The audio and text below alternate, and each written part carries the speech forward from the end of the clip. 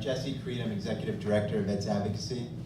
I just want to say thank you all so much for being here tonight for this really important discussion about 388 acres of land in the heart of West LA, the VA campus. And I know it's tough getting here on Wednesday evening in LA traffic.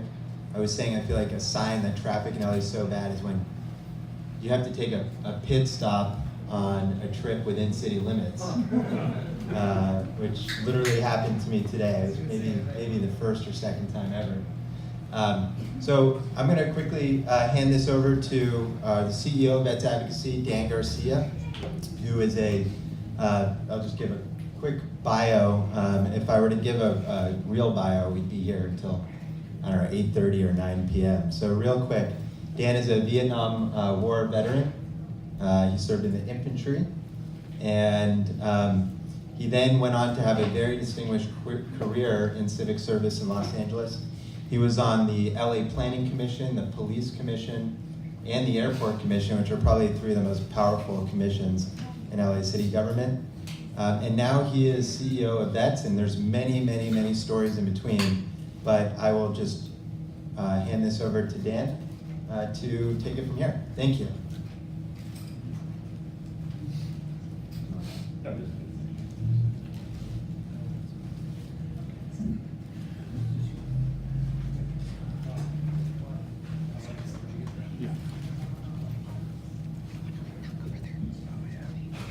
Thank you, Jesse, for that introduction. Can you all hear me back there? I first want to thank all of you, attendees, participants, and others to participate in tonight's discussion. I think each of us is here because we are either veterans or no veterans or care about veterans. To me, while there's a strange and I think a necessary national dialogue about which president was nicer to Gulf families, at the same time there are thousands of veterans sleeping on the streets, which seems to me to be a rather more important issue. We've learned through Proposition H that while the public supports affordable and low-income housing, in the abstract, of course, if it's right next to your house, it becomes immediately questionable for natural reasons. I mean, fear of change is part of the human condition. And one of the challenges in government, of course, is trying to weave one's way through competing legitimate objectives. But first, before we really get into the main subjects at hand, I want to thank a couple of people who are present. First, I want to thank Bill Fain and his firm for generously donating these premises. Bill, stand up and be recognized. That's Bill. And if anybody here doesn't like the master plan, it's all Bill's fault. I want to thank the LA Dodgers for playing tonight's game away.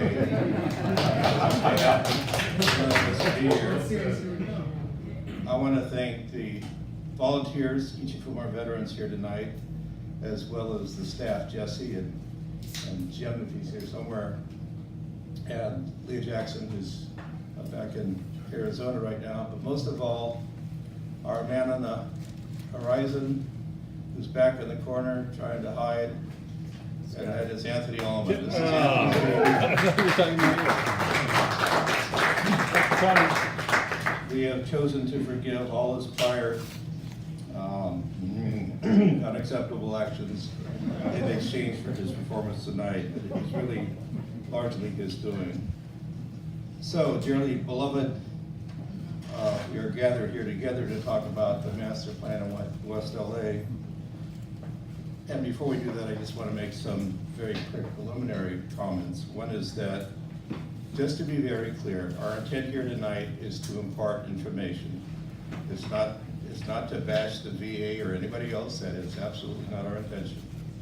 It is to present the best information we can about issues that relate directly to the master plan and the attendant circumstances. We have a very ambitious agenda, some of which we might actually get to, some of which we might not, depending on the time. So out of respect for each of your time and our own, we're going to try to move this along, and for that purpose, I ask for your forbearance with respect to questions. We'll take them to the extent time allows, but basically we're trying to impart information to you, and this won't be the last one we plan on doing. I'm not sure when the next one will be, but we think it's part of our obligation to do what we can to share with you information that we have and perspectives we have about this very important issue. Do we want to go through the initial slides in the background? Let's go through some very quick slides about VET so you understand who we are and who we aren't. Veteran advocacy as a child, do we have the slides? If you don't have the slides, I'll make it up anyway.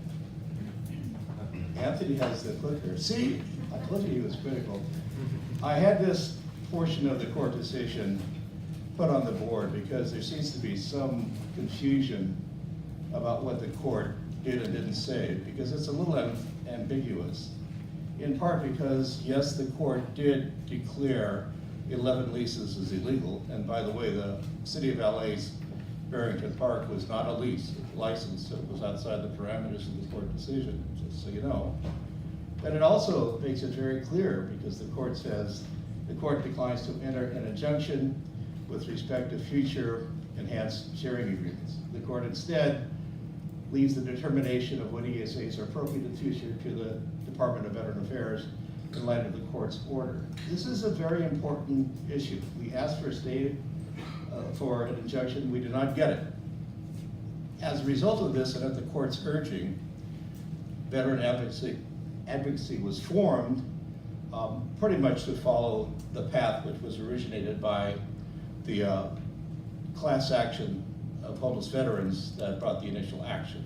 So we are its direct descendants, and without both the lawsuit and its result, there would be no veteran advocacy. That puts us in a peculiar place of having to work with the VA, but at the same time, drawing anybody's suspicion, we're trying our best to be objective, and trying to be objective and external and have a completely outside perspective while working with the same party is a chore for anybody. And it's certainly true that it's a chore for the VA as well. Next, please. Slide. You will see here that a number of things have happened. The key ones really relate to the settlement agreements that were signed between the VA and ourselves, which are not legally binding, but basically pledge mutual cooperation, and which, at least in the first instance, pledged the VA to perform or put together a master plan, which has been done. You see some other dates here, culminating in black with the opening of building 209, which had an interesting and complex background, but it's done. And you see the EIS is being drafted and will be completed sometime in 2019. Next slide, please. And I'm going over these quick, just because they're all background. Anthony, next slide, please. There's a technical issue. There's a fly in the ointment. The fly drank the ointment. The clicker has sticking. Ah, indeed. This is a snapshot. I'm not going to go over this stuff about the leases. No matter what we want to talk about, everybody asks about the leases. So this is what the leases status is at the present time. As you'll note, the City of LA agreement is being renegotiated, but it wasn't subject to the initial court order. And the rest of it, I think, is self-explanatory. So you know what that is. And please remember, the court did not prohibit the VA from entering into these leases. It did not. So they're not illegal. Next, please.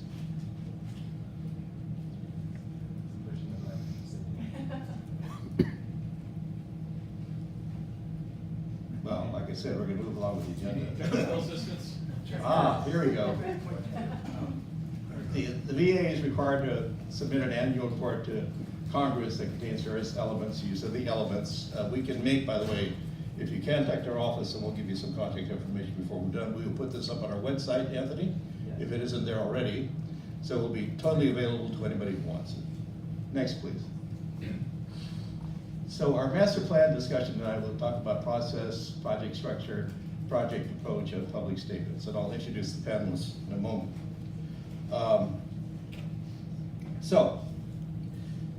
And these are the order, or this is the order in which I will have the speakers make their initial presentations, and then we'll see how far we get in terms of open discussions and questions. First of all is Bill Fain, the notorious Bill Fain. He of international reputation for excellence in urban planning. Bill was educated at the Red Brick Schoolhouse. I mean, the University of California, Berkeley, and did a stint at Harvard, and he also studied in Birmingham. No, not Birmingham, Alabama. It was in the place called the United Kingdom, where he picked up his lustrous English accent. That's a joke. Okay, early in his career, Bill did some work in the public sector back in such exotic places as New York, Boston, and Washington, D.C. He was a founding member of this firm, which began in 1987. I almost said 1887, which has other significance here, but that shows you my perspective on age. Bill has won a couple of very prestigious fellowships, one from the National Endowment for Humanities and Arts, and the other the Rome Prize Fellowship, which gets him to Rome pretty often, which I thought was pretty tough duty. As I've told others, I think it was a stroke of good fortune and a good selection to have Bill work on this, because he has had really, truly significant and deep urban planning experience in China, the United States, and elsewhere, and I've worked with him before several times, long before I became involved. The next speaker is Phil Tagami. Phil is the CEO of CCIG, the California Capital and Investment Group. For the last 25 years, Phil has been a developer or a developer consultant with respect to numerous projects, which included rehabilitation of existing buildings and new construction. Several of Phil's projects have relied on multiple funding sources, including tax credits and grants of one form or another. Phil has consistently demonstrated a detailed working knowledge of the complete lack of interdisciplinary cooperation and coordination which must be achieved in order to meaningfully effectuate the completion of any master planning project. One of those projects includes his work as the master developer for the Oakland Army Base Redevelopment Project, a $250 million project in Oakland. Phil has also enjoyed a long history of engagement with respect to civic involvement. He was, among other things, the chairman of the board for the California Lottery, if we had only known him then. He has inhabited many boards and commissions, from planning and ports in Oakland and otherwise. He's been involved with nonprofit and has won many awards for his performance and his excellent service, both to the community and in his chosen field. Our third speaker is George Achola. George is that man from Nebraska. For several years, George was an IBAC. Remember IBACs? From the University of Nebraska Cornhuskers, an institution from which he received his bachelor's in economics and political science. George obtained his law degree from Creighton University and began practicing law at a rather large national firm whose office that he worked at was in Omaha. George began in private practice and then became the lead counsel for the Omaha Housing Authority. For over 10 years there, he was a key member of the teams which produced affordable housing and other projects in the Omaha area. George now works at Burlington Capital Real Estate, where he is, again, involved in legal and financing aspects of projects and has played a major role in expediting the completion of several projects, and they'll be speaking about one tonight that will ring several bells since it's a VA project in Omaha. And finally, Jackie Post. Jackie is a lawyer by profession. She practiced real estate, and she comes out of Florida. She was, for years, providing real estate legal consultations for builders, developers, not always the same, investors, and others. She has what I would characterize as a well-rounded perspective as it relates to the actual implementation of plans and buildings and so on. She has, among other things, been responsible and led the VA's nationwide land management group, which has direct responsibility for acquisitions, dispositions, that means selling property, and land use issues, of which there are always plenty. Since October of 2015, she has become a VA executive involved in a fundamental way in the creation of public-private partnerships that enhance utilization of land that the VA owns or controls, that builds infrastructure, and allows the VA to fulfill its mission in a variety of other different building formats. I think we're very lucky to have each of these four here, and so if we could invite you all to sit up here in any order you so choose. We'll start it off with Bill. I've asked Bill to sort of briefly describe the master plan and sort of some of the next steps you might consider as useful. I'll sit right here. So Bill, you can sit or stand or jump as you so desire. Okay, good. Dan, thanks for the introduction. It was actually Manchester, it wasn't Birmingham, but you know. See, I get so easily confused. The plan was, the evolution of the plan is, or the creation of the plan was really quite an amazing feat. I'd like to say that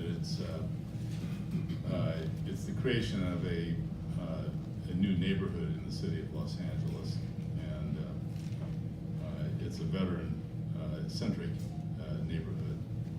And it's interesting that over the years, I have to realize I have a time limit here, but over the years, the perception of the property, because there's really three periods of growth about the property. One was the original soldier's home period, when it was really a home, and when you look at the brochure that you'll all be given tonight, they talk about imagined home. It's interesting, and that lasted through the early 1900s. Then in about the 30s and 40s, it became much more institutionalized. That's the buildings predominantly you see out there now. And then probably in the 80s and 90s, there was a period of neglect where the buildings became really vacated in many cases, and the community around there began to intrude into it. So there you see the kind of lease conditions that you've witnessed today, and people began to think of it as a park as opposed to a veteran-centric location. So in doing the master plan, there are a couple things that are really important. It's a framework. The plan that we create is a framework. There's a whole layer of implementation that needs to take place, having to do with traffic assessments and utilities and things like that. These are the follow-up things that are necessary in the future in terms of really implementing this thing. We created a framework that's very flexible. We tried to seek flexibility, and it's very much a real estate plan, even though it's veteran-centric, and it covers a whole host of services. In other words, we're looking at complete services for the veteran, from the very severe mental and physical, but all through then to reintegrating the veteran into society. And so we have places in the plan that accommodate this, and I was very pleased to work with John Sharon, who was sitting right there a few minutes ago. But anyway, but he worked with us in detail during the Christmas of 2015 to generate the plan. We had considered through the advocacy group, we were able to interact with veterans. We had many meetings, much in the way we are tonight in this room, just discussing and talking about things that were essential to the plan. Just briefly, the goals, very quickly. Veteran-centric, I've mentioned this, all the levels of service. It needs to be safe and secure, okay? At the same time, it needs to be open and connected to the community. So in some cases, clearly the more severe areas of service that are provided to veterans, they need to be secured, whereas when you get to reintegration, you're really trying to blend the community and the property. So, and seemingly they're contradictory, but they work together. We have to make that work. It's a distinct neighborhood. Sharon was very intent that it needed to have a center. It doesn't have a center now, and so we felt that very much needed to have a town center. It needed to be accessible and walkable. It needed to be mixed use in many of the places where it was appropriate. There needs to be a high degree of supportive housing, permanent and temporary. Historic uses, resources need to be taken advantage of, and very interestingly, the natural terrain is one of the important aspects I always like to throw in the landscape element. So who has the pointer? There we go, great, thanks. Oh, we're in trouble. Yeah, now you, okay, so I'm going to just mention a few things about the plan right now with these maps. Can you hear me? Maybe it's better I walk in front. But the property is 388 acres, of course, and here's the outline of it here, of course, and the town center. We organize this in a series of neighborhoods. There are, we call them neighborhood centers, which are located here, here, and there's one up here. There's actually 4 of them. Very importantly, we discovered that when you look at the property and begin to organize it, the road systems were created over time. The maps shown here are a series of times from 1894 to actually all the way to almost today. But the evolution of the road systems always favored sort of complete projects. They never really related to each other. So consequently, one of the biggest dilemmas is how do you get around this property? It's really very difficult. Every time you turn, there's a barrier. And so the big task was to somehow figure out how we could integrate this. And when you looked at this, these are the road systems. They're all different. So the first task was essentially to take what road systems made sense and then to reconnect, to connect these different places. And the orange and the yellow routes here are the new roads that would be developed as part of the new project, the new infrastructure, connecting to the old roads, which are black. So there are 2 basic ideas. One is that the road systems would have essentially a loop, internal loop on the north of Wilshire, and then a connecting road north-south and an east-west road connecting the Brentwood Village, Brentwood Village here to the 405. And there's that pass-through at the lower level that goes through on the freeway. So at that, then, we were able to create the major square, the town square. So the connection would be through there, crossroads coming through here, and then an internal loop system which takes you through here. So that you have redundancy in the road system. The basic diagram for the land uses then are really summarized in 4 zones. One is what we call the health care zone, which is the hospital south of Wilshire. It's the natural one, as you'd expect to be, where the hospital is, and all related services. For example, congregate care, research related to hospitals and medical things. You know, UCLA has some research facilities on site. So the idea that this could become a healthcare location. Zone 2 is more of a administrative area. It's where some of the temporary housing would be. And then Zone 3 is really the dominant zone for the permanent housing and supported housing. Zone 4 is the town center. And then this intermediary zone between, there overlaps between community and veterans services. It's more of a reintegration zone. So you have mostly housing located in this area up here, the first phase of which are characterized here. And if you look back at these drawings, this is the first phase located here. Building 209 is located right here. 208 is here, 205 is located here. 209 is already rehabbed. This is the first thing. There's a model actually on the table if you have a time, a little later, take a look at that. And then the first phase of new constructed housing would be located here, which is women veterans and their children predominantly. This is a drawing of that area. Then coming down to the town center then, or the town square, we have around this square, we have a veterans amenities building. Here you have the gym, you have a bowling alley, you have a computer center, you have things that are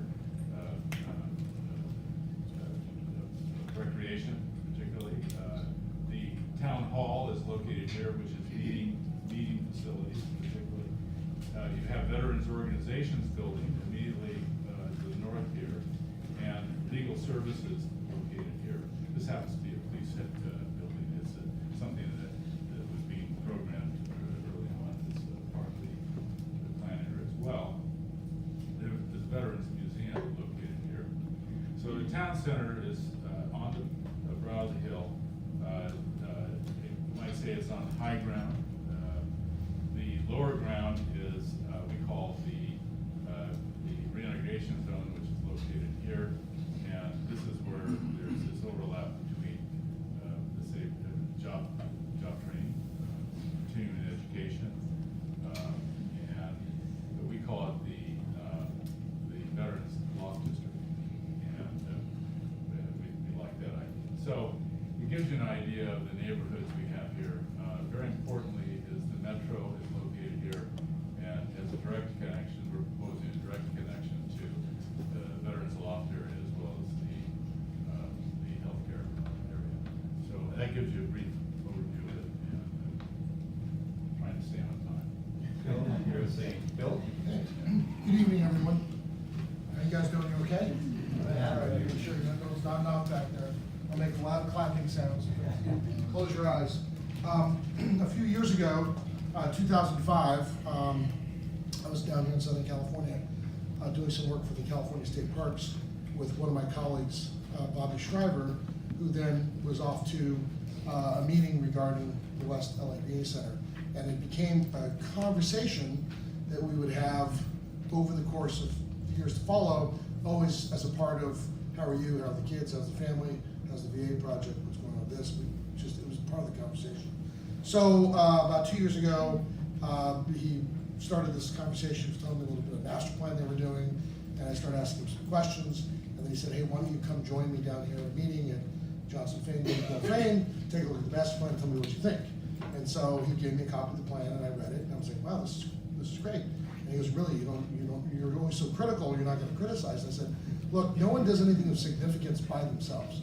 It always takes a group team effort, and this work thinks through, respects a lot of different viewpoints, took a lot of collaboration, and then that, in essence, is the framework, if you will, and I think Bill used it's a kind of a skeleton that you then hang all the other work on. And so one of the first things I said was, where's the infrastructure? Meaning, let's get into water, power, sewer, roads, and understand how to support the vision of the vertical development, use, and activity through all these core infrastructure things that everyone relies on, no one really wants to talk about, no one wants to pay for, and no one rarely sees, because it's all under the ground. So I'm in the middle of 3 larger infrastructure projects in Northern California, and working for me, I have a lot of people who do that all day long, civil engineers, soil engineers, and the like. So I took the master plan and I divided it up amongst the people who work for me and said, look, the next couple of weeks I need everyone to come back and have questions and or tell me what you think, because we have to look at the schedule of this work and the sequence of this work, and we have to look at the cost of this work, but we also have to be mindful of the process required for approvals. And in the world we live in, there are a lot of rules, respectful of the fact that this is more of a federal view of the world than a municipal view of the world, or a state view of the world, or a county view of the world. Once you leave the little yellow dotted line on that map to connect to something, you're then in the rest of the world. So you're relying on connection to power, connection to water, connection to sewer, gas, telephony. You're basically connecting to the outside world, and there are rules that have to be followed. The requirements for urban water runoff, we call it C3 requirements, how you're handling filtration, how you're addressing any number of issues to be current with what the rules are. In 1988, we relied on the Uniform Building Code, which was one little purple book, about 350 pages. Now we have 22 volumes that are 5 inches thick, which make up the building code that we follow. And that's just the building code before we get into a host of other agencies that we need to respect. So the goal was to take the scope and the work that had been done by a group of people, kind of pulled together by Johnson Fain, by Bill and his team, and then said, let's not challenge it, let's reflect it and say, this is what we think it costs price per pound with a rough order of magnitude, this is how long we think it's gonna take, and these are some of the rules that we need to do. So we published that document in March of 2017 and gave it to Vets the Right Way to say, this is from us to you, good luck. If there's anything we can do, let us know, but this is a lot of work that needs to be done, and this is just conceptual, but it gives you a sense of what you need to underwrite, and the ways you can approach that financing. There's a full array of choices to approach it, a full array of delivery methods that you can look at, but ultimately, the longer something takes, the more it costs, and in a very rigid view of the rules, everyone wants everything done very sequentially. So everyone feels they can observe, they can opine, they can challenge, and they can exercise any right they may have. If you want to get it done and you want to realize it in the here and now, and I'll change this perspective. If I was a homeless vet in Skid Row, I would want to know, how can I have a place to live in the next 18 months, not in the next 18 years? And so the question then is to say, there are a number of these activities that can take place concurrently. There's a way to make sure that there's access and public, I'll say transparency, and that the world can peek in and see what's happening, and that decisions can then go forward as you consolidate those activities. So you're not taking an overwhelming risk, you're just allowing things to move forward concurrently, and then having to check in to see if those pieces still fit and are still consistent with the master plan, with the vision, with the principles, with the guidelines that have been adopted to move us all forward to realize what this is. So I was asked a couple months ago if I would be willing to volunteer to serve on a panel, an advisory board, which I said, sure, I'll be happy to do that. There's a process that's ongoing, and who knows what shape that will take. It's a very complicated world we live in. I don't make the rules, I just try to follow them. But from my vantage point, respectful of where this is cited, respectful of the condition and the functional obsolescence of a lot of infrastructure. There's a lot of work that needs to be done to make the site ready to receive vertical development in a way that would minimize the impact to the existing community. I say communities because it's not just one community, but at the same time provide certainty and utility for the constituencies that need it, both the local community and the veterans community, so they can have what they need out of this. So at the appropriate time, if I need to answer questions. Phil, I would think it would be very helpful to describe sort of the way the project and the management of the relationship with the Army was pursued when you did the Army project. So in the few words, I would say the BRAC process, the base reuse and alignment process nationally, was the federal government looking to create a standard to transfer properties that had been to serve a wartime footing to what Congressman Dellums, who was then chair of House Services, referred to as a peace dividend. And to lead the way, he shuttered a dozen military facilities in the Bay Area, putting hundreds of thousands of people out of work, which was both bad, and at the same time created a reinvestment opportunity, which a lot of people thought was a good. The difficulty was the ensuing turf war between municipalities and quasi-governmental agencies was 20 years. And not a lot of blood on the floor, but a lot of paper on the floor, I say it that way. So I was the third effort around invited to compete with other developers to basically take the project on with the understanding that the city had little to no money, that the infrastructure was as is, there were environmental conditions, and the city wasn't necessarily prescribing what it should be, other than they were relying on an outdated environmental document. And in California, CEQA matters, and so there's this portion of CEQA, well anyway, I won't recite the chapter. The section of CEQA says if there's a change of law or condition, you need to be studied. And as you may know, we're very progressive in California, and we have a lot of new laws every year, primarily around air quality, water quality, and the environment, and therefore, anything that was done in 2001 is certainly out of date when you were in the world of 2015. So what we needed to do is do an addendum to the EIR, capture all the changed regulations for air quality, water, and traffic, and make sure that this document reflected the order of the day, if you would, respectful of the fact that we were going to then get a development agreement, get a certified new CEQA document, and launch a construction project. We needed to identify how we were gonna solve the site constraints, water, power, sewer, gas, all the things I mentioned. And we identified that to do that, we needed roughly $300 million. So we went out and found, through a series of grant programs available, that money, but all that money needed to be matched. So we privately then said, fine, we will match all the public money, dollar for dollar, with private money, respectful of the fact the local community doesn't have it. But we'll also educate the public and encourage a half-cent sales tax that's transportation related, and we'll make sure that the project provides some other benefit, other community benefit, besides just good jobs, besides increased tax revenue. But let's make sure we relieve some of the traffic congestion that is currently plaguing the community, as well as improve air quality. Those were the objectives.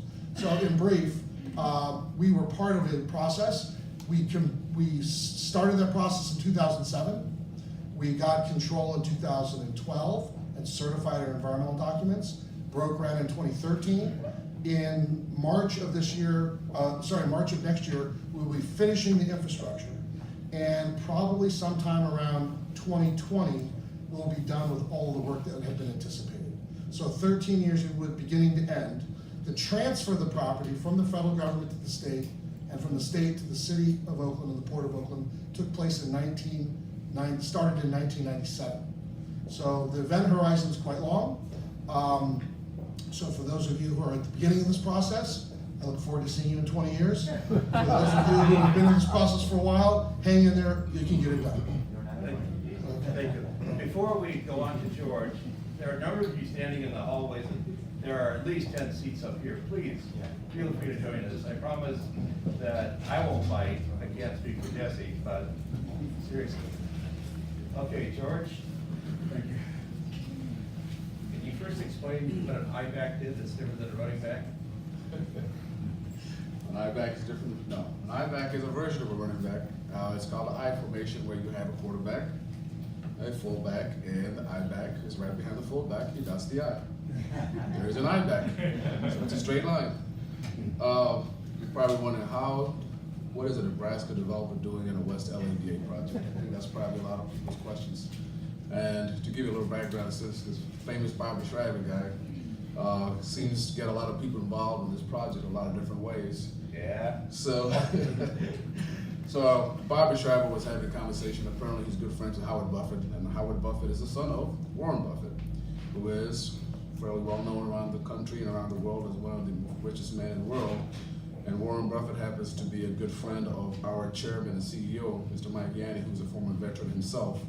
So apparently, this discussion was being had between Howard Buffett and Bobby Schreiber about this project, and apparently Howard Buffett was very familiar with our company and what we had been doing in terms of veterans projects, and the fact that we had recently closed on a 60-acre enhanced use lease deal with the VA. And so the phone calls were made, and some conversations were had at various different levels within our company, and we decided, well, let's take a look at this thing. Let's see what kind of guidance we can have. I mean, we have a role, I don't know.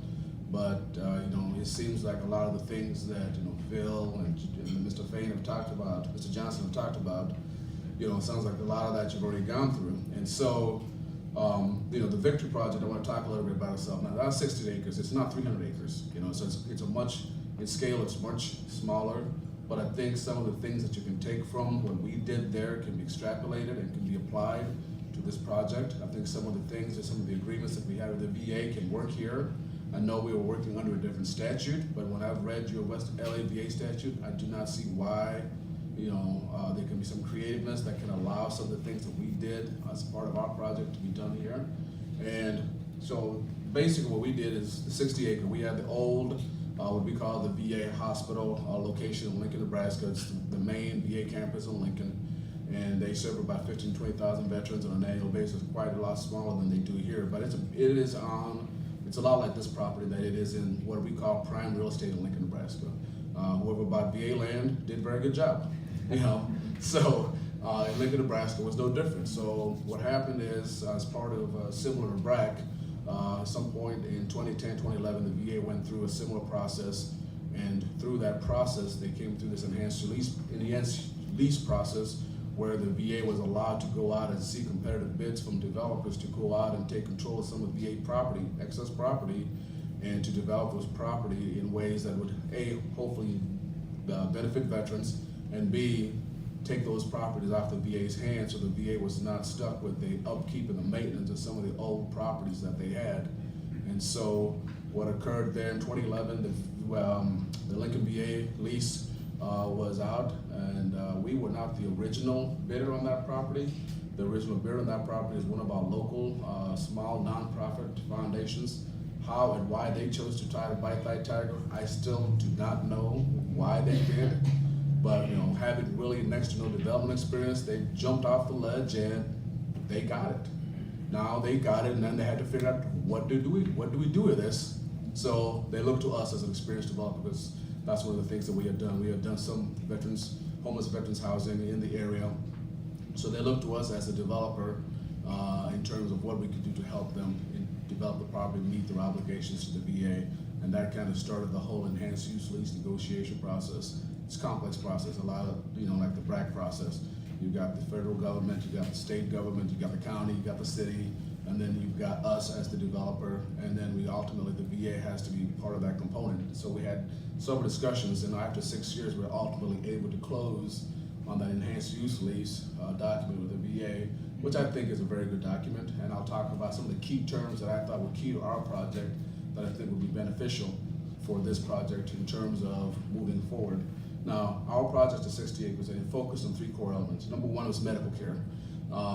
We wanted to make sure, and we're hoping that there's the main current clinic, CBOC clinic, that the VA has in Lincoln, Nebraska, is at that location. The VA intends to close that, and hopefully they will rebuild that at our location. So we're engaged in a competitive process, and hopefully will allow that to remain on the property. So that's one of the components that we had. One of the things that we also planned on is we're going to have additional medical service facilities available at that location. So medical care was one of the things that was a critical component to what we were going to do. Now, it helped our situation that one of the major hospitals in Lincoln, Nebraska is right across the street, St. Elizabeth's Hospital. Literally, you could walk across the street to one of the major hospitals in the city. So that was a key component of making sure that medical care was a key component of that. Housing was clearly the second component of that. And in terms of housing, we wanted to do a little bit of a mix. We wanted to clearly to deal with the homeless veterans problem in Lincoln, Nebraska. Lincoln, Nebraska, not quite to the extent of LA County, does have a homeless veterans population that is fairly significant. And so we put together a plan to build a 70-unit homeless veterans project on that property. And that property will open in November. I know I've invited a couple of folks here to the groundbreaking in November. So that project is up and underway and will break in November. And the other component, there will be some market rate and other affordable housing components within that structure, as well as additional 300 units of senior housing with a veterans preference as part of the development. So, and then we're going to take control of the main hospital ultimately itself, and I think right now the ultimate goal is to build a commercial component, an additional commercial component there, so for services that hopefully the veterans can use, as well as having additional housing for homeless veterans up top, similar to a project that we've done in Omaha. We've done a 90-unit homeless veterans housing in Omaha, Nebraska, so I think we're trying to kind of replicate some of the things that we've done there. So, having gone through all that, what are some of the key components that I think were important for us to be successful? Number 1, I think that having one boss, I think is important. You got to have a master developer. I think that's important. I know this is a complex project. I'm not going to begin to understand the politics behind it. I know they're complex. I know they're messy to a certain extent in some regards. But one of the things that I think allowed our project to be very successful, and I think the way that it was structured is you had one master developer who was in control, and that was us. And our deal and our agreement was the VA essentially gave us control over the entire 60 acres. So we had a 75-year ground lease for the VA, which essentially gave us complete control, subject to whatever the terms that we agreed to. The VA is a 300-page document that I'll share, that allowed us to control the property. Okay, I think that was important. And I think the second thing that was very important, because once we had control and this was set out in the document, I think this is one of the things that when I look at this project, I don't know how it's being discussed or how it's being arranged, and maybe when the 209 housing project comes to the table, I'd like to kind of see how they dealt with that problem. Is you've got to have the ability for the financing aspect of it and the development aspect of it to be able to subdivide this property. Because one of the things that our financing companies, our banks, our tax credit syndicators, anybody that was gonna lend money to the project for us to develop, they indicated that you've gotta subdivide so that we know exactly what our money is financing. So I think that's an important component that you need to think about when you're doing this. And the corollary to that is you've gotta have no cross default provisions. Because that was something that was clearly required, which was if I've subdivided into 14, 15 different lots, if lot number one, where the Bash housing project goes under or somehow fails, would that give the VA the right to go in and basically tear the whole thing down? No, they only can collapse the one lot. So that was an important aspect of the financing, and that's something that you've got to think about, because when I look at this project, it's monstrous. It's 300 acres, it's got different phases, but I think the way I look at it, it breaks naturally into 3 different, I would call almost enhanced use leases. It's a natural, it's really nice the way that's medical, the housing, the community center, the commercial. So I think you've got natural breaks where you could have one master developer with entire, or you can have 3 different master developers depending on the different types of phases. That second thing that was really important for us was the lease allowed us to sublease. Well, we were the master developer. We have the right to sublease, which means we have the ability, so there's some things commercial. Now we do some commercial, but medical housing is not something that we do. So we have the right to go out and select a commercial developer that does medical housing, and we enter into a sublease with that medical housing developer so they can provide that service. And that was all said within the document. Now the VA has some approval rights and things of that nature, but I think that's an important component, because when you do something like this, I think that's going to be an important component for something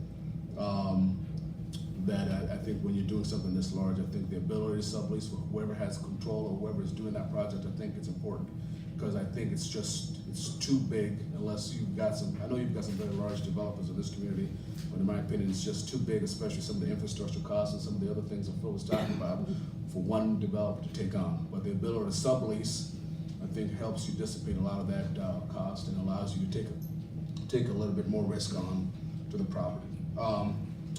The other thing is, this is kind of hindsight 2020, and I know I've got a VA lawyer here, is one of the things that is important when you negotiate something like this and you look forward to structuring something like this, get your lawyers involved from early on.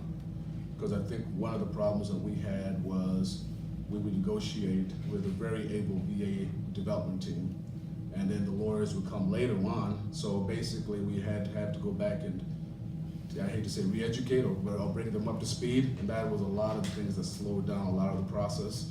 So as you're starting to put this deal together and as you're starting to figure out what structure you're going to work on, and I think that advisory committee that I think Phil's on, and I don't know who else has been nominated to be in that committee, when you're looking at this and you begin to do what I would call the phasing or the planning, you got to figure out a way to get the lawyers involved early on the ground, and from both sides, because I think it makes the process so much easier moving forward.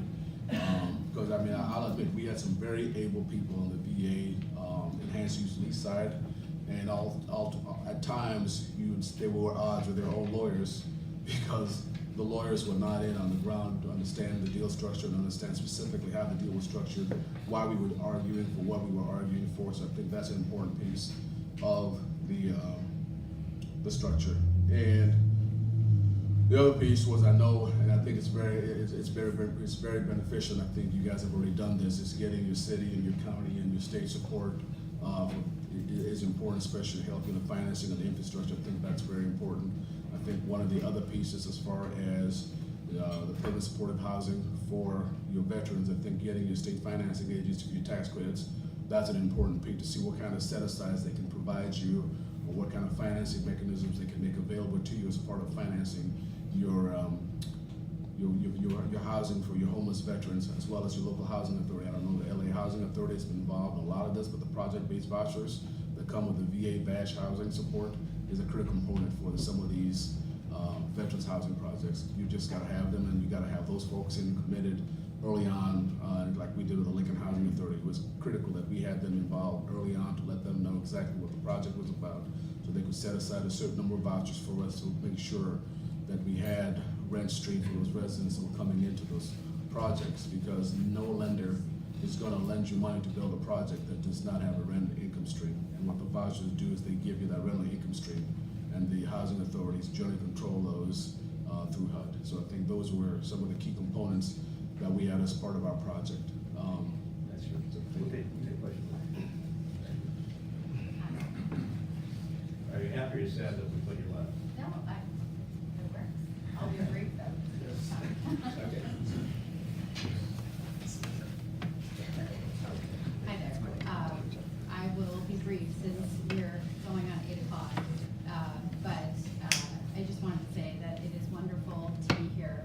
I've worked with some of you in the past related to West LA land use issues. And there's obviously been a lot of effort that's been put into the process to date. As many of you know, VA is in the middle of a modernization effort where we are looking nationwide at how we can best align our infrastructure to provide services to veterans, to expand access in a more cost-effective way, and to make our footprint align better with modern healthcare delivery.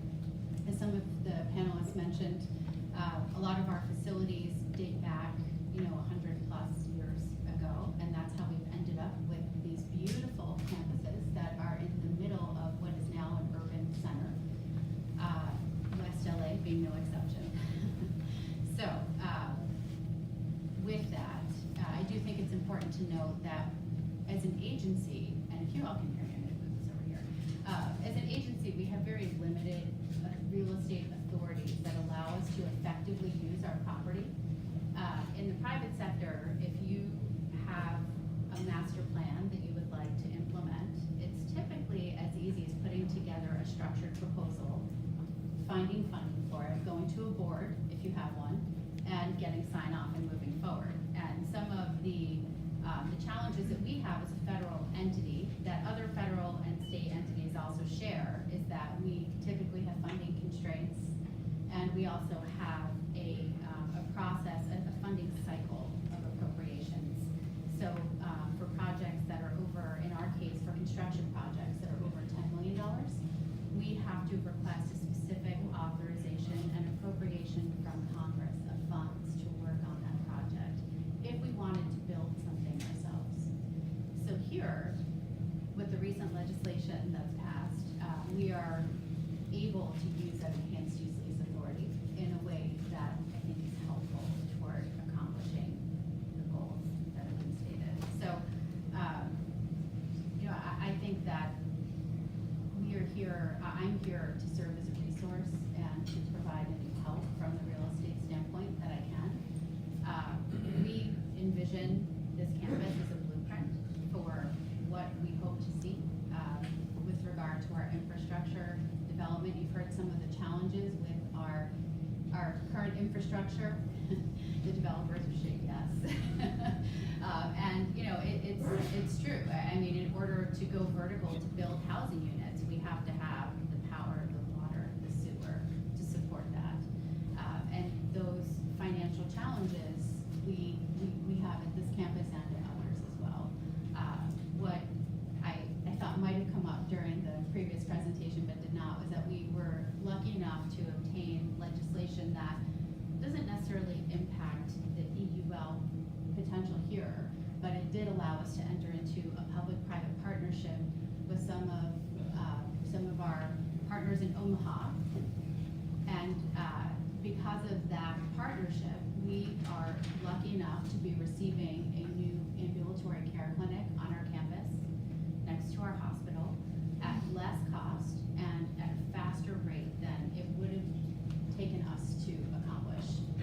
And it's a pretty significant, please feel free to jump in, it's a pretty significant accomplishment and facility. Yeah, it is. It's, we've got our chairman, like I told you, he's very aggressive, he's very big on veterans projects, and he does not like slow-moving projects. So essentially what they did is they went to Congress, they basically took our congressman and kind of spirited an effort through the VA to create legislation where we could create this public-private partnerships.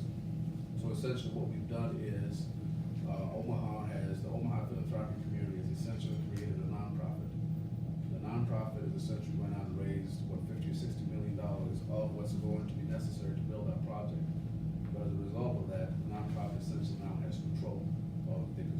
process, the architectural process, and the development process. And the goal is to develop the project and turn it over to the VA. It's a CHIP legislation. Right. Well done. Yes. Yes, and we're very excited to partner with this group. And, you know, it did take us, we were hoping to get a deal signed in a month, which would have been historically fast. It did take us a little bit longer than that, but considering that, the fact that VA completely changed its processes to work with this group, we changed our construction standards, we really tried to accommodate the private sector. You know, I think all of us are very pleased at the progress. Absolutely. And we're already looking at designs. Yes. Which is We've wonderful. already selected a contractor. Yes. So, you know, I know that a lot of the conversation with regard to the West LA campus is focused on how we can get there faster and at a better rate. You know, we very much appreciate that conversation, and we're looking forward to the future. So, thank you. I hope you all can see the extent to which you wanted to have you all listen and have some perspective on some of the challenges that anybody would face doing this, let alone isolate just the political component, because it's a complex project from a political perspective. Once you include the HUD bash and the other state and local housing programs that might interact here, and then you look at the infrastructure versus the specific uses of various portions of the project, and then you look at the financing aspect of it, and then if you look at the project management aspect of it, you have superimposed basically a Randix cube with no particular single solution. And you know, the VA has an enormous responsibility. Real estate development is not their primary one. It's not a fault thing. It's just the truth. And of course, they have to work through their own blizzard of regulations and the strangeness of the preoccupation our current Congress has in 1-year funding, which is very difficult to utilize in the context of building long-term dreams like this project. So that's why we're trying to work with the VA and trying to do our best to stimulate a discussion about alternative ways of approaching it, because we do think that sticking to sort of the tried and true format simply won't work here. This is a unique site that has some unique challenges, and we too look forward to that discussion too. And I will tell you, we've had a lot of good response, particularly the last couple of months from the VA, in terms of interest in looking at different ways of approaching this transactionally. So I hope you all find it worth the time we spend. It may wind up short-circuiting some of the others. I'll take a couple questions first, and then we need to move on. Any pressing questions?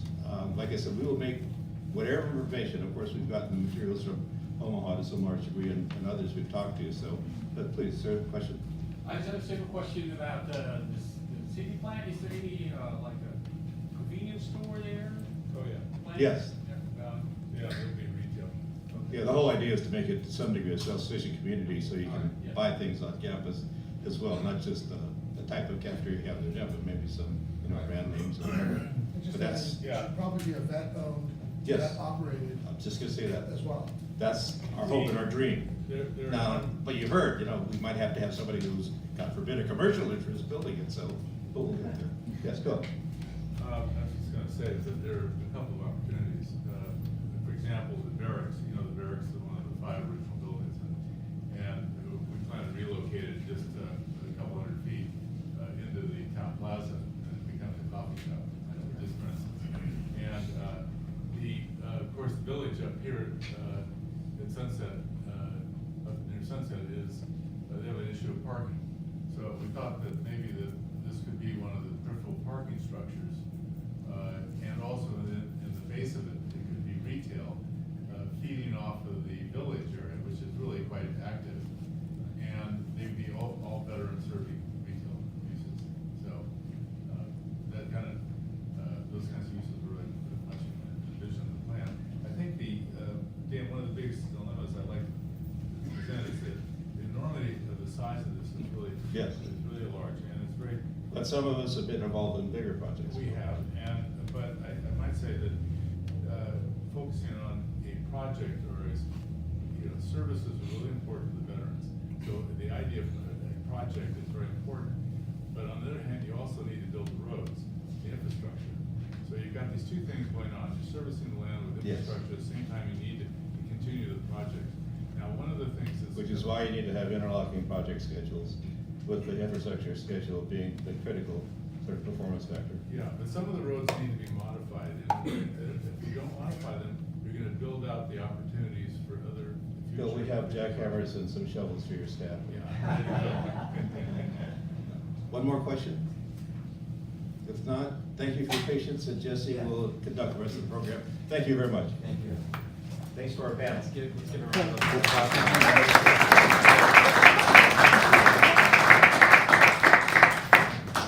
So next, we're going to have, speaking of infrastructure investments and opportunities for public transportation. Thank you.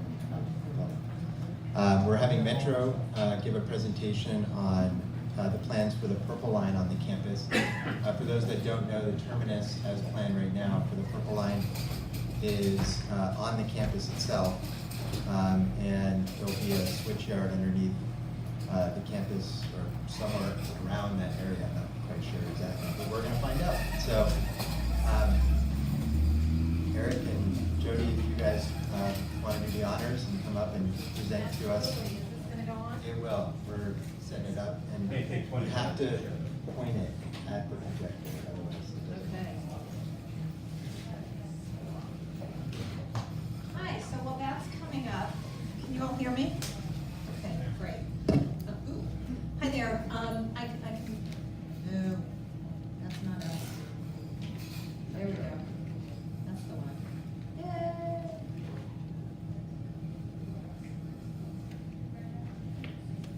Okay. Hi, everyone. My name is Jody Litvak. I am the Director of Community Relations at Metro. Eric is our West Side Community Relations Manager. He's going to do most of the presentation tonight, but I really wanted to be here tonight because 10 years ago, I had his job. So I want to give you an overview and a history of the subway planning. How many of you have lived in Los Angeles most of your lives? Okay, me too. I was actually born here, like really born here. So I don't know how much you know, but almost from the moment Los Angeles ripped out the old red cars, there was talk of bringing rail back, and there was always talk of bringing the subway down Wilshire. And there were many failed attempts in the 60s and the 70s and the 80s and the 90s. And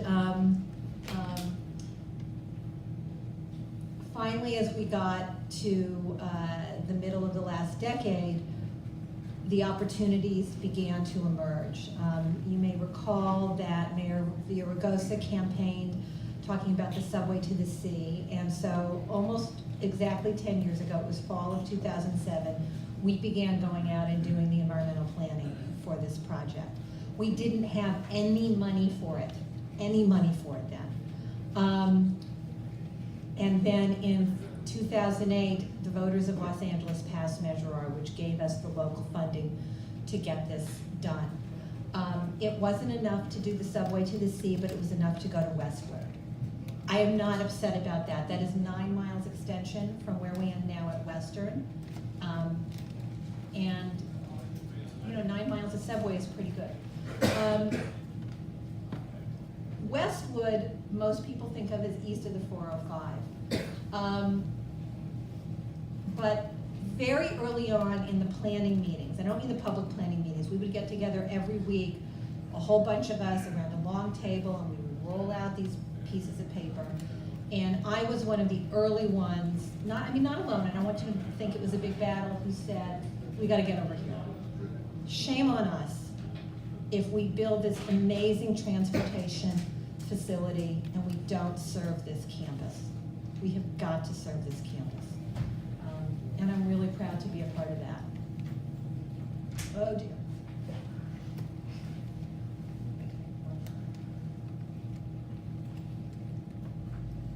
I gotta have the rest. There's somebody actually at the computer who can press.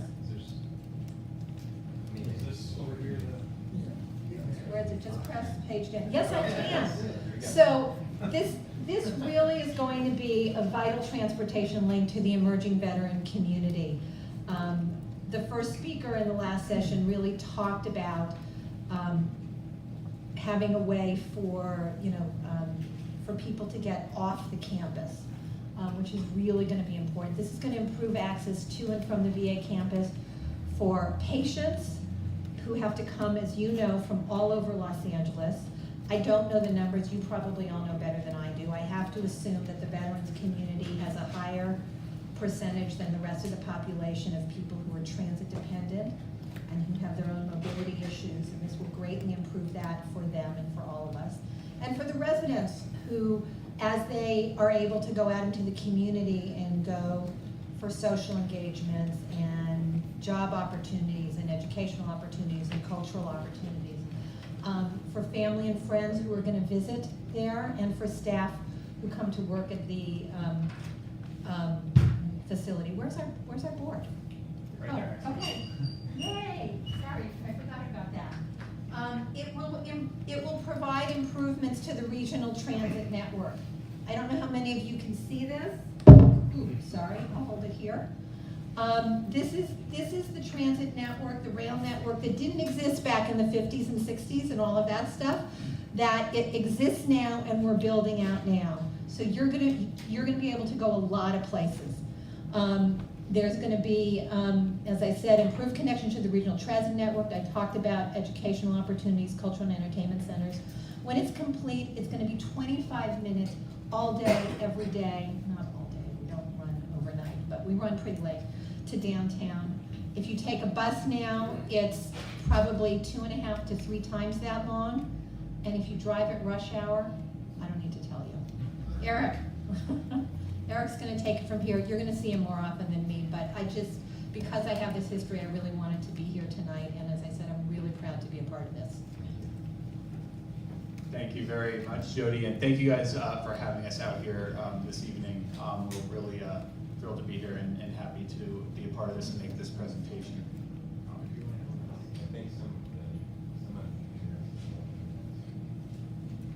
Space bar. What? Space bar. There we go. So this is the map of the Purple Line extension. It currently runs from downtown Union Station to Wilshire Western.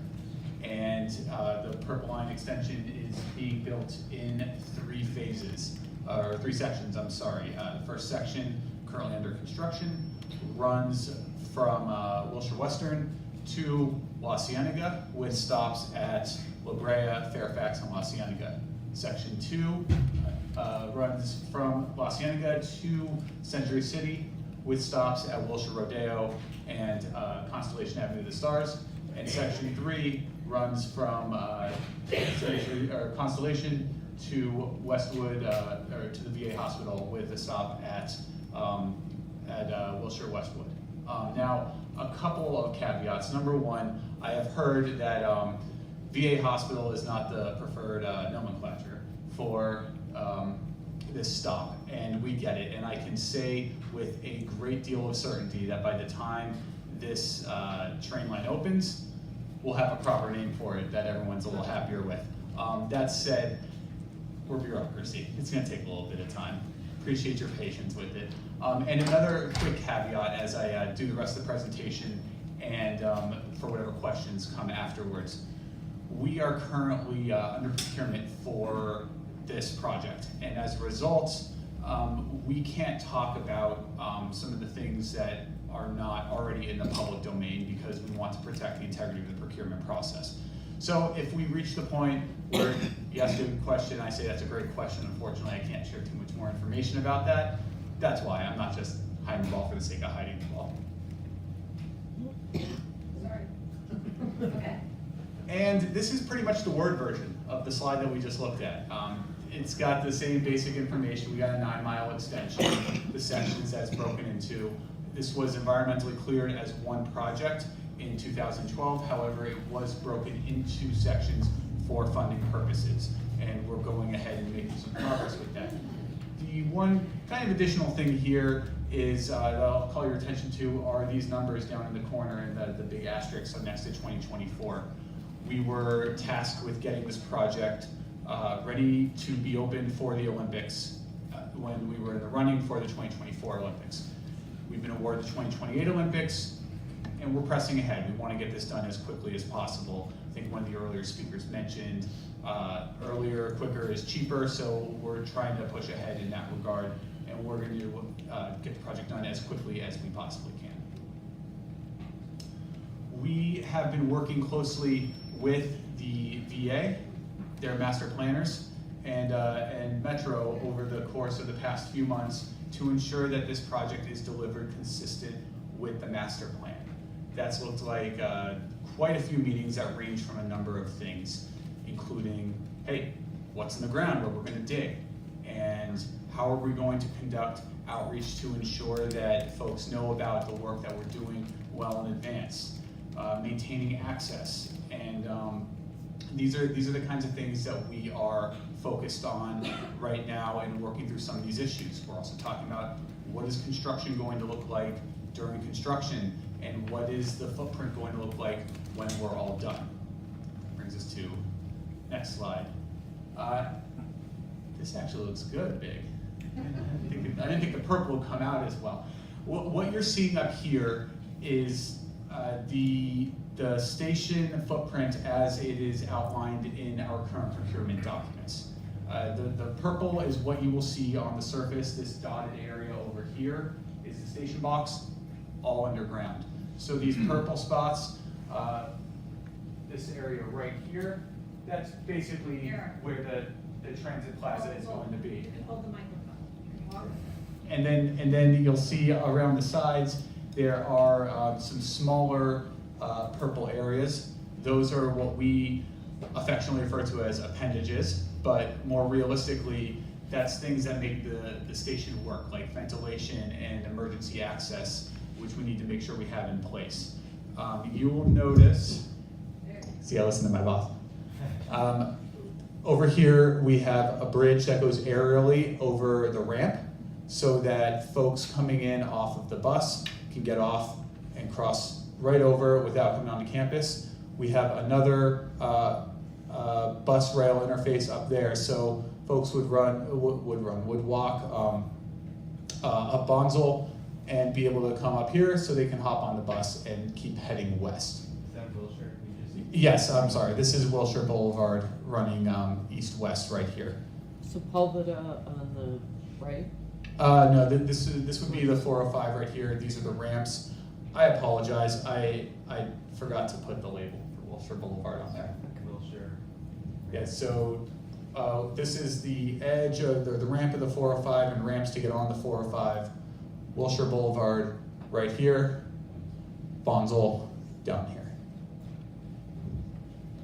Now, Did I go too fast? yeah, can we go back?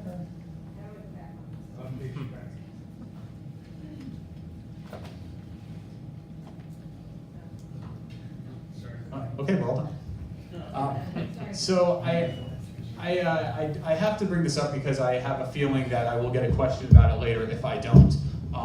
I know that folks look at this and they immediately think parking.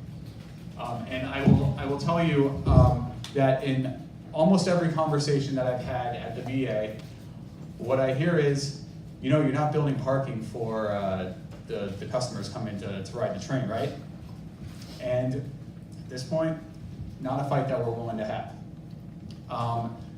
And unless until we hear otherwise from an EVA representative, we're not looking to build a parking facility for folks solely coming to get on the train.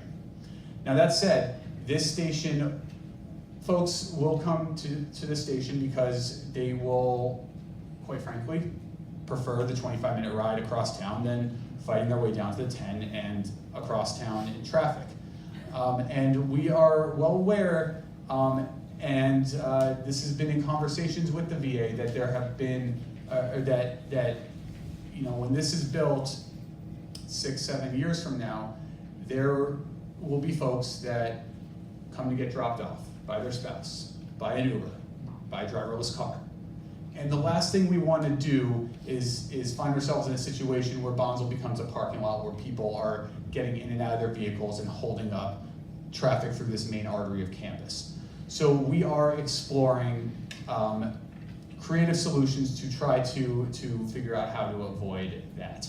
But on the big buzzword of parking, that is just a non-starter. Now.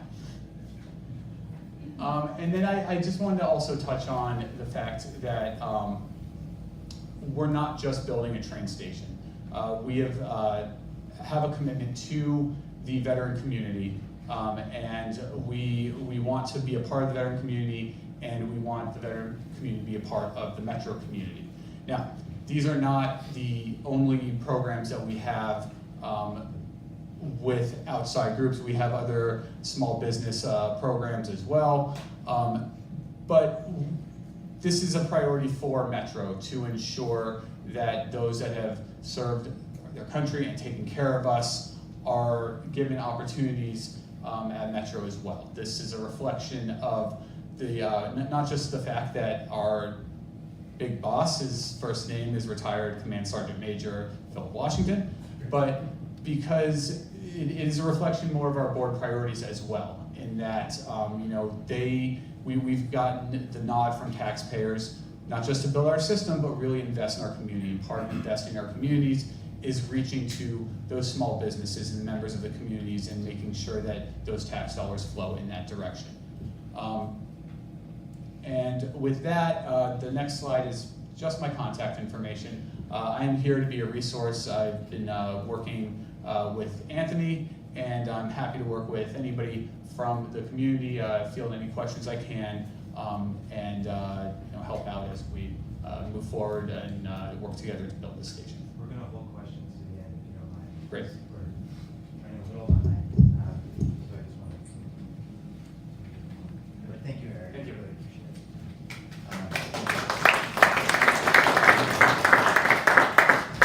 it. Next up, one of the great things about being in Los Angeles right now, after I was in my full-time law practice, I had represented homeless and disabled veterans in the Valentini settlement.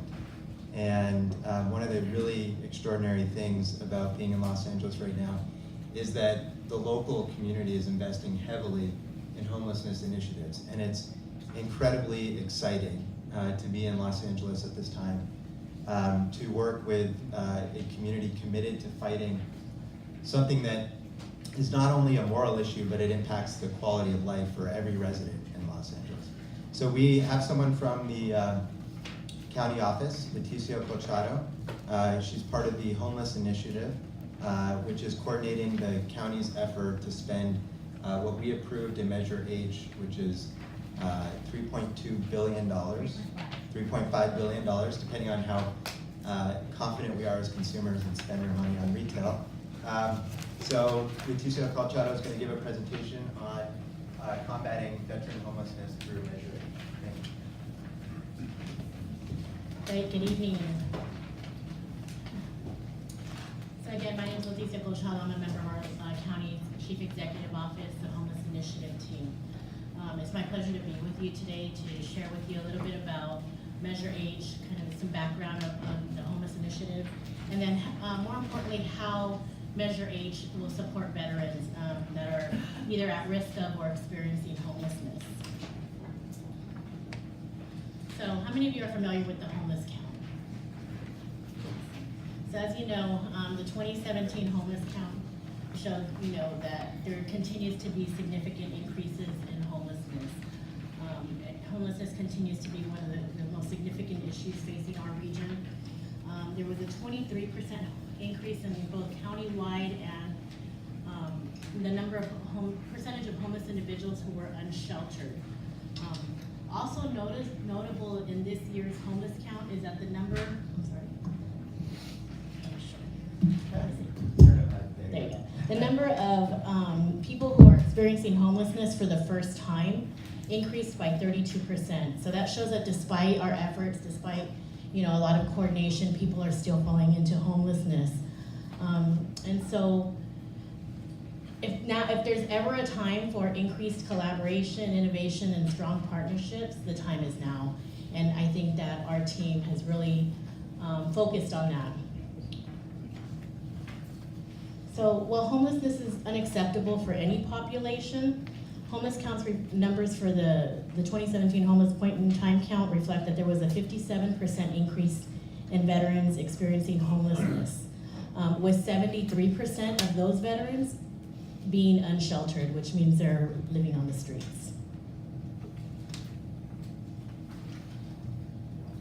So a little bit about our team. While homelessness is not a new concern, in 2015 the Board of Supervisors identified tackling the issue of homelessness as a priority for the county and formed our team, the Homeless Initiative. They pulled high-level executive management and kind of formed a team. And just slightly over 2 years ago, while the county was doing a lot of stuff to serve homeless individuals, many of our county departments weren't really collaborating. We weren't really talking to each other. There was a lot of people doing things independently, and so one of the greatest things that our efforts has done is really try to coordinate and bring people together. We focused on bringing experts in the homeless service delivery system, county departments, people with lived experience, to develop a coordinated and comprehensive set of strategies to combat homelessness. And I believe you have a handout that was passed around. It's a colorful sheet that kind of highlights what the county's plan is. We're extremely proud that because of the inclusive and collaborative process that we took, the county's efforts have been described by many of our partners as being, they feel like they're participating in a movement to combat homelessness. The momentum and just everybody's rallying the support to make a difference this time in combating homelessness. And it's not often that you see bureaucracies or county government as the leader of a movement. So in February of 2016, the Board of Supervisors approved our initial plan and allocated nearly $100 million in one-time dollars to the strategies that were identified in the plan. The county plan was a reflection of the best thinking and best practices in serving individuals and families experiencing homelessness, and focuses on 6 key areas that impact homelessness. Those are preventing homelessness. We knew we had to kind of cut the spigot off. We couldn't let people continue to fall into homelessness. We subsidizing housing, increasing income, providing case management and services, creating a coordinated system, making sure that people were working together, and then increasing affordable and homeless housing. And in developing our plan, we knew that our approach had to be grounded in 4 basic principles. We knew collaboration was at the heart of our work to solve this problem. We knew that we must work in partnership with people with lived experience, experts in the community, our county departments in the various cities of the county. We knew that we, our team of 5, didn't have the expertise to be able to tackle this alone. We knew that we had to invest and scale what we knew already worked. So our strategies are grounded in best practices that are nationally known models. And now through Measure H, we have the opportunity to scale these practices and move them forward, but it also allows us the opportunity to think creatively and try some new things. And then we also knew that we had to leverage our mainstream health and social services and criminal justice systems, because by far, these systems have this most significant reach in dealing with veterans and just people in general that are experiencing homelessness. And then we also knew that each person is different, so there wasn't one cookie cutter approach that would work for everybody. So we had to kind of deal with each individual person where they were. So that brings us to Measure H. We also knew that one-time funding of $100 million just wasn't enough and wouldn't solve the problem in our county. So there was a gap analysis that was conducted by the Los Angeles Homeless Services Authority that identified that there was a gap of about $450 million that would be needed to effectively deal with homelessness across the county. So based on that homeless count, based on the gap analysis, our board kind of took a really bold measure and decided that they were going to go to the voters and place Measure H on the ballot. So the ballot, and they decided to do it and make it a special sales tax so that the money raised from the special sales tax can't be used for any other purpose aside from strategies to combat homelessness. And fortunately for us, on March 7th, with nearly 70% of the voters participating, they agreed to basically tax themselves for the greater good of the community. So through Measure H, we're expected to raise about $355 million per year for 10 years, and that's going to close about 3/4 of our gap based on the 2015 homeless count numbers. Now we know that the homeless count has increased, so that gap kind of has grown a little bit. But in the first 5 years, we expect to see 45,000 families and individuals exit homelessness, and then prevent others from falling into homelessness, about 30,000 others from falling into homelessness. Now, to determine how Measure H funding would be allocated amongst the eligible strategies, the Board of Supervisors directed our office to convene the Measure H Planning Group, which was a 50-member body of both public and private stakeholders. We included representatives from the business community, the faith community, people with lived experience, experts in the homeless service delivery system, strategic partners, city governments. And so it was a very broad range of partners who all came together, and over a course of 5 meetings, this 50-member body was able to reach consensus on how the Measure H dollars would be allocated. And so on June 13th of this year, our Board of Supervisors approved the final recommendations for year 1 and then tentative recommendations for year 2 and 3. And on the chart that you have before you, the backside shows how the funding is allocated. Measure H strategies funding will be used to fund 21 homeless initiative strategies that were identified in the ordinance, and will be vastly administered by 1 or 2 lead county agencies or the Los Angeles Homeless Services Authority. Most funding will go out to community-based homeless service providers across the county, and families and individuals experiencing homelessness or at risk of homelessness throughout the 88 cities and unincorporated areas of the county will be able to access Measure H services through those community agencies.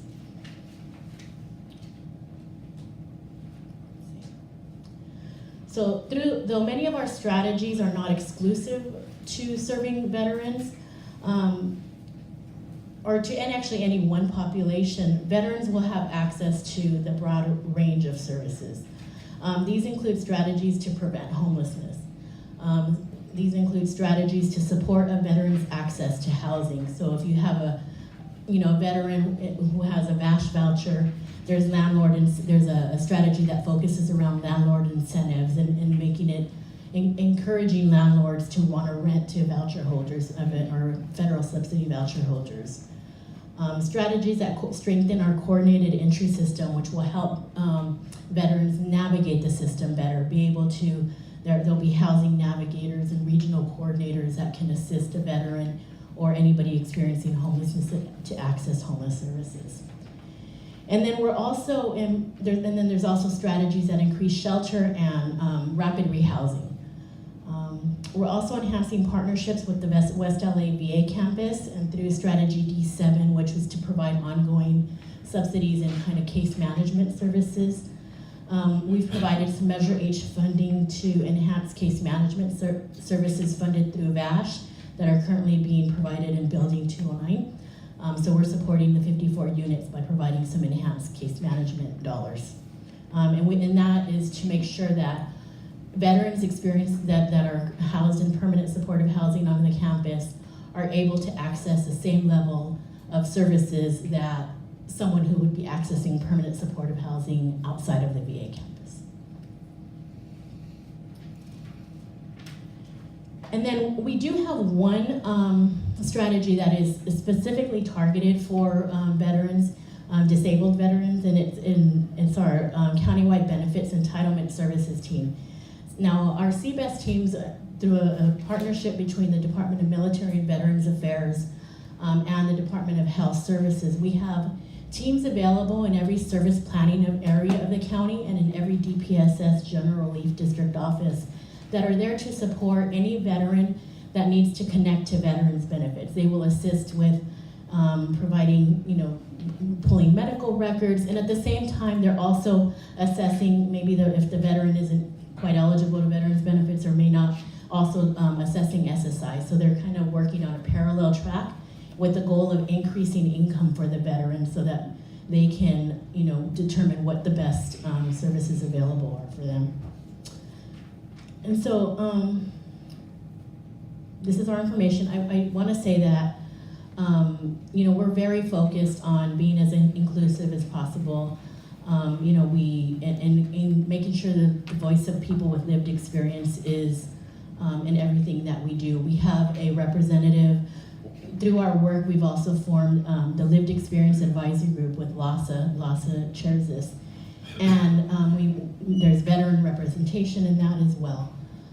So this is my contact information. I am the liaison on our team for veteran services. And that's it. Thank you.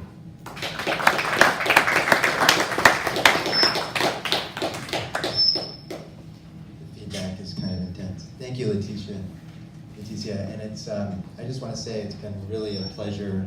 We, Vets Advocacy, worked really hard with Leticia's office to create this partnership for the campus, and it's a way to integrate the county more fully into what's happening on the campus for veterans, and it's very exciting. And their office has really done a great job at coordinating all the county offices, and the policy that they've adopted would not just apply to 209. The intention is for it to apply to any resident who lives on that campus to be involved in providing the services to them so that they get the same level that anyone living out in the community gets as well.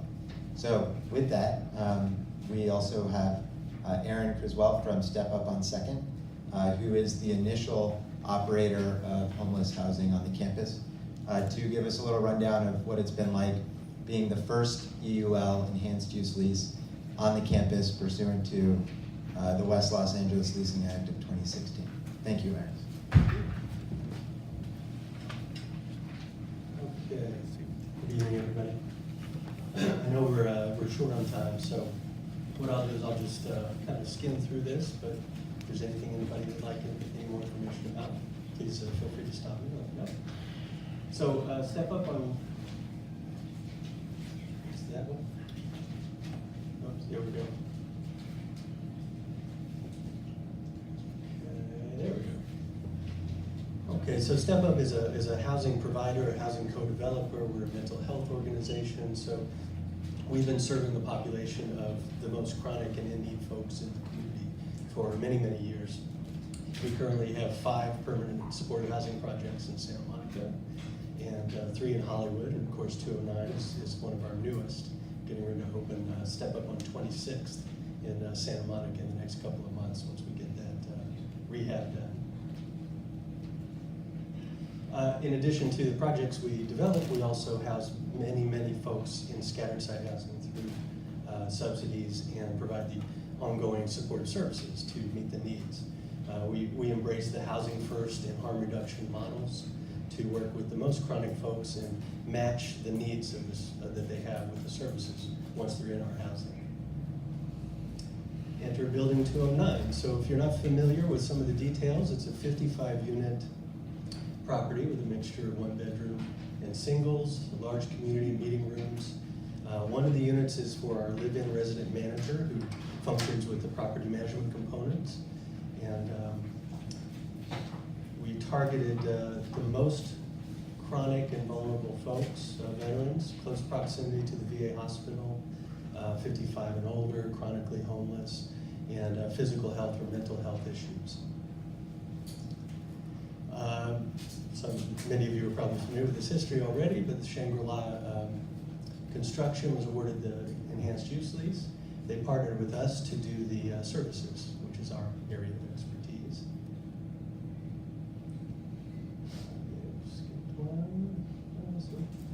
So I don't know how many of you have seen the property, but that's the entryway, and here's a couple of shots of the units. This is before we moved folks in. Getting ready for move-in, we had a lot of great volunteers that came in and helped out with preparation of the units, assembled bed frames, stock the cabinets, make the beds, create a welcome home environment for the vets when they're moving into what could be their final home, or it could just be a step in their housing process. There's a couple more pictures of some units in the property. I'm trying to roll through this, I know it's not. So this is just, again, talking about the prep work that went into this. It's not easy to open a property. You don't want to just give somebody an empty room. You want to have it be a home. So we do everything possible to prepare it so that when people walk in, they can be home.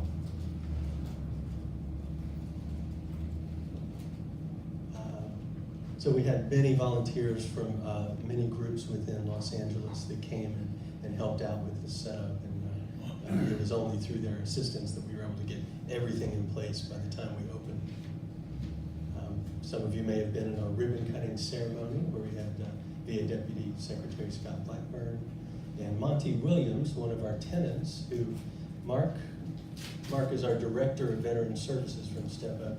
Is Monty, he's being hired within the organization to... He has not been hired, but he has applied, and we're in the process of hiring. Yes, that's fantastic news. So we're happy to employ the folks that we also serve. And on June 9th, we moved 54 vets in. We had a great amount of activity. It's never easy to open a property like this, but we got them in. Were there issues? Of course there were challenges and issues, but we worked through each one with the collaborative efforts of the VA and everyone that came down and moved out. A front shot of the building. So 54 HUD-VASH eligible veterans moved in, ages 49 to 82, and we resolved a collective 94 years of homelessness through opening one property.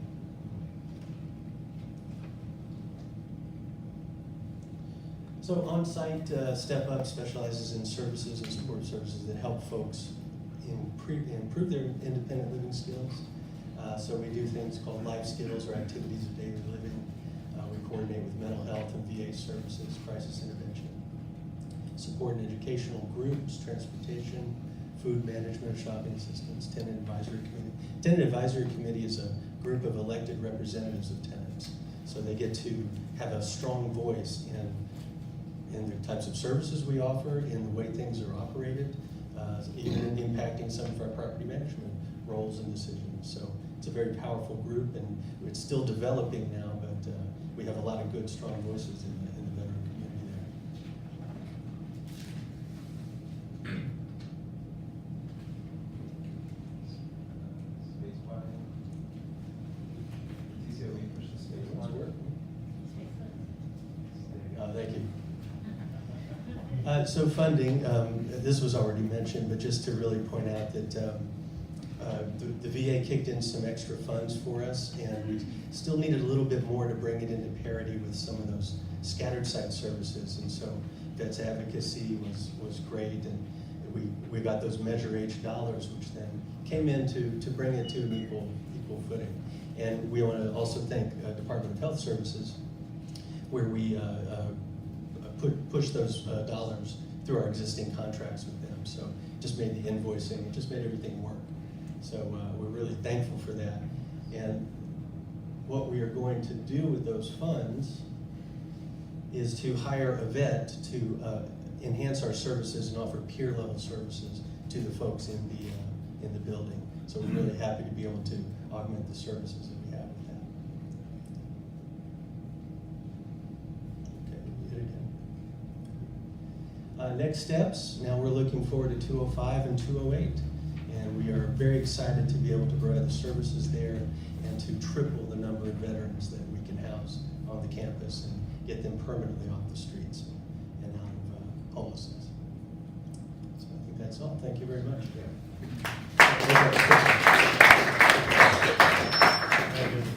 Thank you. Yeah, I know. So with that, just going to quickly mention, there's a segment that we were going to talk about, which is vehicles for community engagement. And I just want to quickly mention that there are basically two vehicles for community engagement that have been, that are being set up or have already been set up. The first is the LA Regional Community Veteran Engagement Board, which is a board that was created to work on community veteran issues. And there's a subcommittee for the West LA VA Master Plan that's part of that board.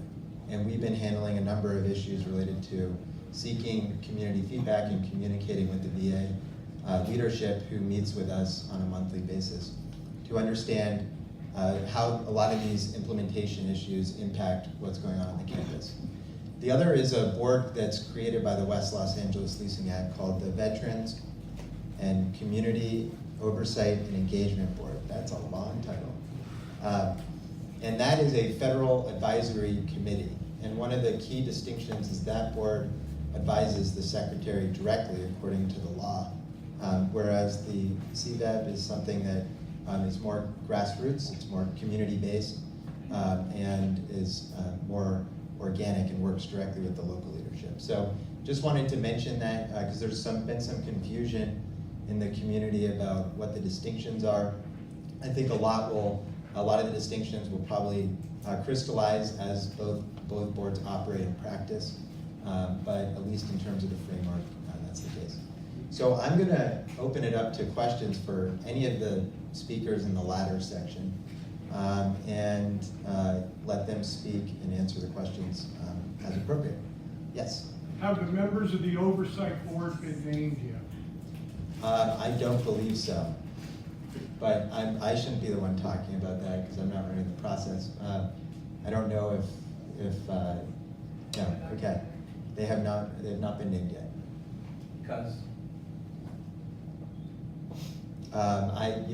It's government. I would love to be able to answer it, but I don't think I have enough information. I think they're going through the nomination process, and folks have been nominated, and I believe that emails have been circulated to some of the folks suggesting that they would be ultimately selected, but I think the secretary is the one who officially selects these folks. Sorry, somebody in the room can't answer the question? Can somebody in the room answer the questions? If somebody in the room can answer the questions on what the I think there's someone there's supposed to be, there's a federal advisory board office, and I don't know if the appropriate person from that office is here. I believe they're not. So I guess they're not here to answer those questions. Yeah. I had a question in reference to the Metro. Is there any discussion about veterans being able to use their veteran ID card for free transportation to the campus?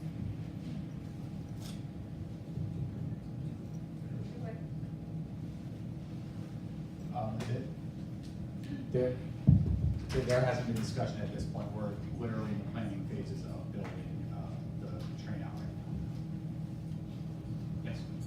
Is the veterans hiring initiative currently implemented, or is that something that you're looking for in the future? And if it is in the future, is there any way to get it implemented now? It is currently being implemented, and I can get you, if I get your contact information, I can pass along to the gentleman who is running the program. Thank you. Yes. Hi. I do know and understand why there can be no parking on the VA facility, but are there plans at all anywhere Westwood, somewhere along the line for parking? There's not plans per se to build parking structures along the alignment. This comes from a number of different places. One has been a general planning principle that I think we encountered as we did the environmental process, that the cities didn't want the parking. They just did not want it. They didn't like the idea of Really? of people getting off the train, getting into cars, and the traffic just dumping out right into those centers. In addition to that, there are a number of parking structures that are around and in the general vicinity of the stations, and we do anticipate deals that can be made between the existing parking and the agency to allow for parking in those areas. I think think something that's very important to keep in mind, and we encountered it a little bit in Santa Monica and along the Expo line, but definitely along where this is being built, along Wilshire, is that this is rather pricey property, and the building parking structures on this property isn't necessarily the best use for it. Oh, I understand that. I just, one concern I would have is you're gonna find local residents parking on the VA property in order to access the Metro line. And that's something that we are discussing with the VA, and that's part of the ongoing conversations as we look at it to ensure that that doesn't happen, and to ensure that there's proper enforcement to keep that from occurring. Would you mind if I jump? To partner with that, we are looking at things like traffic, circulation, noise, impacts. Can you all hear me without this? They're Got it. Oh, there's a, yeah, they're recording. So, Thank you, Jody. we are looking at potential impacts like traffic, noise, parking, circulation to the campus, and we're working with the Metro team to assess those. Yeah, I just want to add, if you saw the map we put up here earlier, when I talked about back 10 years ago when we were working on this, so 7, 8, 9 years ago, we began to talk about this. Naive us, we thought, we'll bring the tunnel and the station south of Wilshire right to the front of the hospital. We've now moved it back up close to Wilshire. One, it makes it easier for people coming to the VA to sort of almost equally the north and the south campus. But again, it really gets to that issue of people who are coming to that station just to use the transit, to make it easier for them to get in and out of the transit without having to come onto the VA property. So that's already one thing that's happened from the conversation.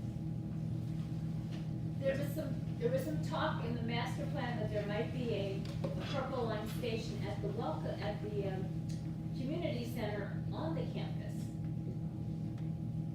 That's not in our plans, and I don't think we have plans to build that out. You know, I'm certain that if, you know, I can talk to the folks at the VA a little bit more and our project folks, but that's not envisioned, and it's not in our contract documents. Anyone else have any questions? For Metro, Step Up, the county, anybody?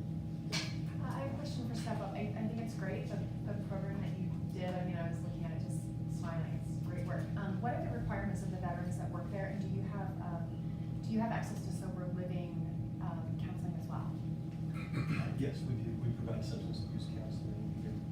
So, many of the folks we work with have co-occurring disorders, mental health, and substance abuse issues.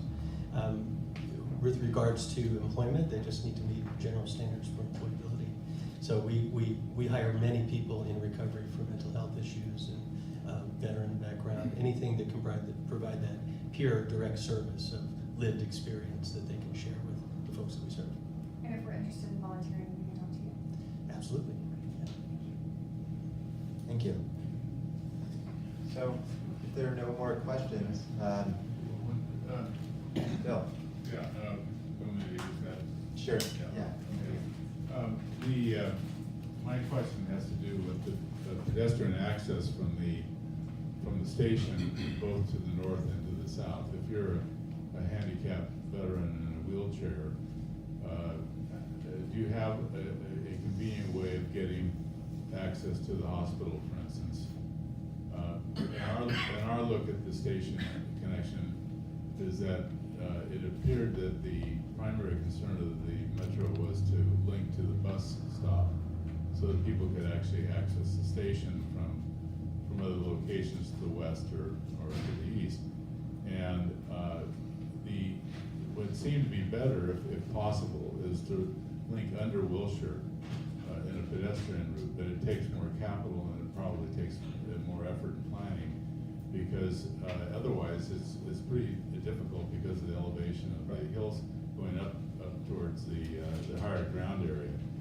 So it seems to me it starts with the metro station and the ability to actually get across Wilshire in a grade separated way, which is probably better at the mezzanine level of the stage of the box, as opposed to trying to do an elevated connection. So I think those are conversations we can continue to have. Yeah. Going forward, absolutely. You Obviously. mean you have to sign it now? Absolutely, I'll sign it right here. And obviously, all of our stations are ADA compliant. That's super important to us. And in the world we live in and the way we think about things, everybody getting on and off a train is a pedestrian. Or they're in a mobility device that has some kind of wheels on it, but they're essentially a pedestrian. So getting those connections in and out of the stations are really super important to us. So I think that's a conversation we need to have about how to make that happen. So, to be respectful of everyone's time, I just want to close out the session. I just want to thank our speakers, all of them. Some of them traveled from long distances, like Nebraska, although it's probably getting pretty cold out there, so you probably welcome the LA weather. And I just want to thank all of you guys for coming. It's been a great discussion. We hope to have many more, and we hope to keep up the conversation because, you know, Building 209 has been in the making for a long time, but it's just a start. I mean, this plan is so much bigger. Bill talked about the vision of the plan. So much more needs to happen with the infrastructure.